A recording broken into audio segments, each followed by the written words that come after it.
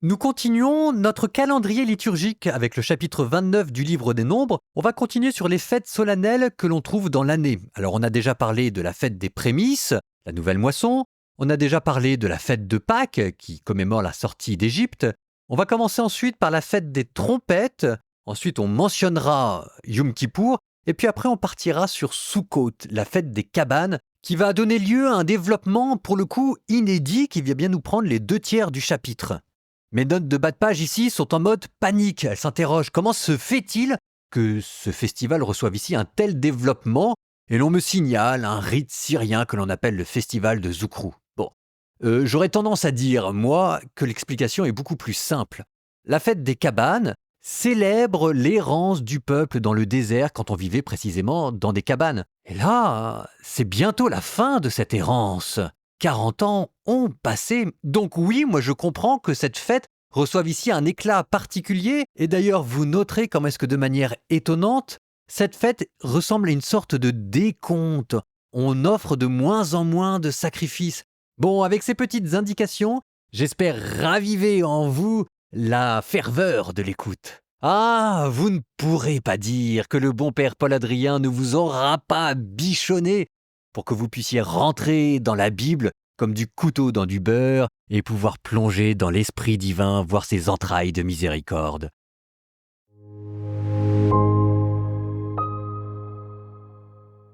Le 7e mois, le premier jour du mois, vous tiendrez une assemblée sainte. Vous ne ferez aucun travail, aucun labeur, ce sera pour vous un jour d'ovation. Vous ferez un holocauste d'agréable odeur pour le Seigneur, un taureau, un bélier et 7 agneaux de l'année sans défaut. L'offrande de céréales qui les accompagne sera de la fleur de farine pétrie à l'huile, 3/10 par taureau, 2/10 pour le bélier, 1/10 pour chacun des 7 agneaux. On ajoutera un bouc en sacrifice pour la faute, afin d'accomplir sur vous le rite d'expiation. Indépendamment de l'holocauste mensuel, de son offrande de céréales, de l'offrande perpétuelle et de son offrande de céréales avec les libations, selon le droit, c'est une nourriture offerte en agréable odeur pour le Seigneur. Le 10 de ce 7e mois, vous tiendrez une assemblée sainte. Vous ferez pénitence et vous ne ferez aucun travail. Vous apporterez au Seigneur pour l'holocauste d'agréable odeur un taureau, un bélier et 7 agneaux de l'année, vous les choisirez sans défaut. L'offrande de céréales qui les accompagne sera de la fleur de farine pétrie à l'huile, 3/10 par taureau, 2/10 pour le bélier, 1/10 pour chacun des 7 agneaux. On ajoutera un bouc en sacrifice pour la faute, indépendamment du sacrifice pour la faute du jour du grand pardon et de l'holocauste perpétuel accompagné de son offrande de céréales avec les libations. Le 15e jour du 7e mois, vous tiendrez une assemblée sainte et vous ne ferez aucun travail, aucun labeur. Vous célébrerez la fête du Seigneur pendant 7 jours.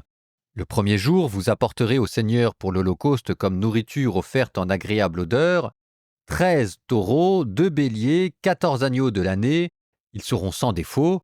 L'offrande de céréales qui les accompagne sera de la fleur de farine pétrie à l'huile, 3/10 pour chacun des 13 taureaux, 2/10 pour chacun des 2 béliers, 1/10 pour chacun des 14 agneaux.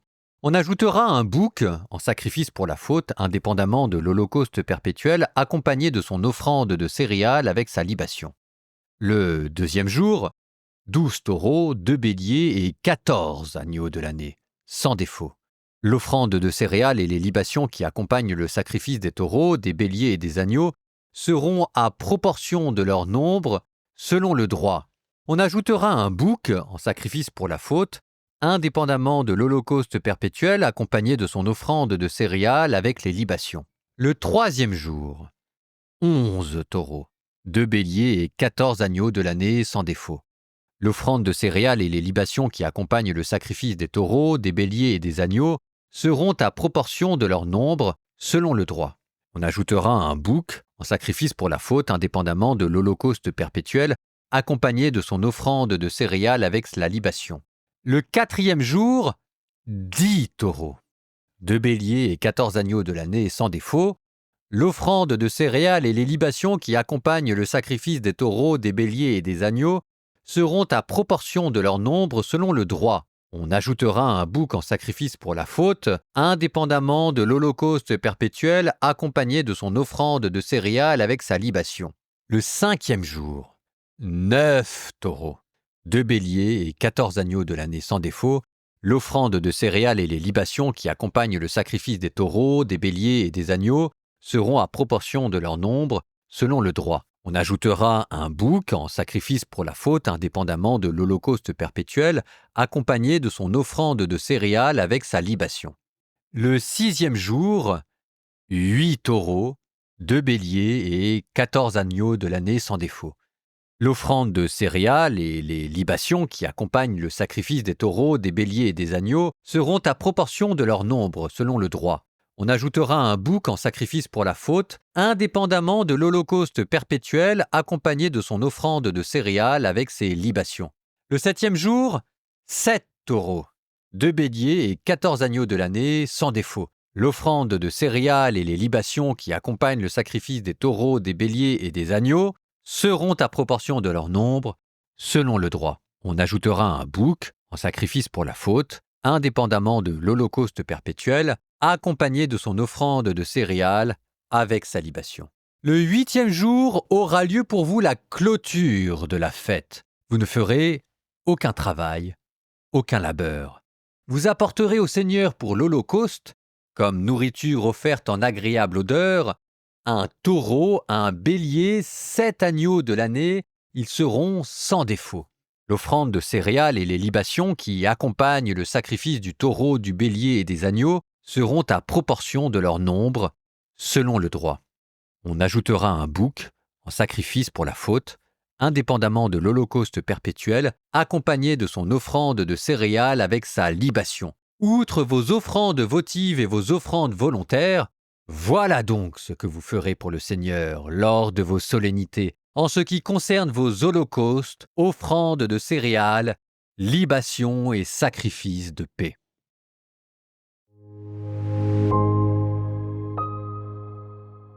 Vous avez entendu ce décompte progressif des sacrifices qui en fait exprime l'idée d'un allègement progressif d'un fardeau, comme une libération. Et c'était peut-être ça, ces 40 ans dans le désert, une libération progressive de l'idolâtrie qu'il y avait dans le cœur du peuple hébreu.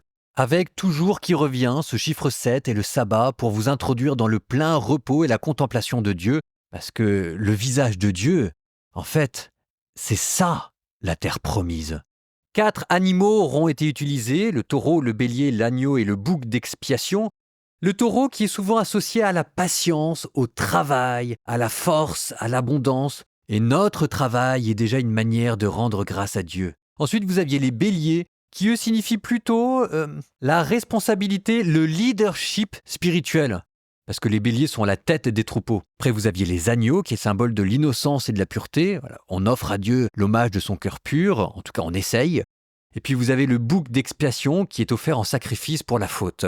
Ces fêtes-là n'ont pas été abolies. Les Juifs célèbrent encore Soukhot. Ils construisent des petites cabanes, mais ils construisent à Paris, à côté des synagogues. Les familles, ou même à l'intérieur des synagogues, construisent des petites cabanes. Et pendant la fête, les familles juives prennent leur repas à l'intérieur de ces cabanes pour se rappeler de cette lente immigration de leur famille d'Égypte en terre promise.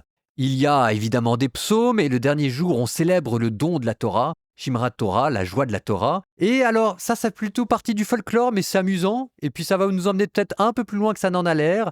On utilise 4 espèces de branches. On utilise une branche de myrte, le hadass, et on utilise une branche de saule, le harva. Et ensuite, on utilise un cédra qui est un fruit jaune et parfumé, l'étrog. Alors, chacune de ces branches a une signification. Vous imaginez bien que les rabbins tout au long du Moyen-Âge ont cherché la dimension spirituelle de ces 4 branches. C'est plus ou moins convaincant. En tout cas, chaque jour, on prend ces 4 branches et on les agite dans les 4 directions, ainsi que vers le ciel et vers la terre pour représenter l'omniprésence de Dieu et l'unité du monde. Et ce loulav, cette branche de palmier, pour nous chrétiens, elle est importante parce qu'on la retrouve dans le Nouveau Testament. La fête des cabanes, quand on agite des branches de palmier, ça vous a donné le dimanche des Rameaux. Jésus qui monte à Jérusalem et la foule qui l'acclame avec ce loulav, qui était le symbole de la libération, de la fin de l'errance, de l'entrée dans la terre promise. En attendant, cette tente, ces cabanes, quand vous l'appliquez à Jésus, ça vous donne aussi quelque chose d'extrêmement beau. Ça vous donne le tout début de l'évangile selon saint Jean. Et il a planté sa tente parmi nous. C'est littéralement ce qu'il y a écrit en grec. Nous, on dit il est demeuré parmi nous, mais en grec, c'est il a planté sa tente parmi nous. Et là, c'est Dieu qui reprend sa tente pour vivre au milieu de nous. La tente de Dieu pendant le désert, c'était la tente de la rencontre, qui deviendra ce temple de Jérusalem, mais qui sera lui-même remplacé par un autre temple, le temple de Jésus. C'est le corps de Jésus, c'est la tente que Dieu a choisie pour vivre au milieu de nous. Bon, et avec toutes ces fêtes, nous pouvons prier. On va prier pour quoi? On va prier pour nos familles. C'est important ça aussi. Au nom du Père et du Fils et du Saint-Esprit, Amen. Seigneur, nous te confions toutes nos familles.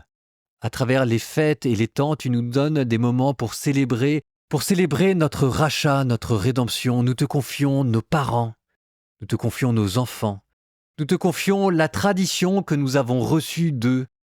Nous te confions la manière de pratiquer la religion à la maison, que ce soit en priant en famille, que ce soit en priant seul, que ce soit en disant un bénédicité au début des repas, que ce soit en nous rendant à la messe le dimanche, que ce soit en pratiquant chacun comme nous pouvons pratiquer, avec certains qui vont pratiquer beaucoup, d'autres moins. Nous te demandons, Seigneur, voilà l'intention, de renouveler en nous la ferveur de la fête de la joie, la ferveur de la pratique religieuse. Seigneur, fais que nous ayons envie de pratiquer la religion.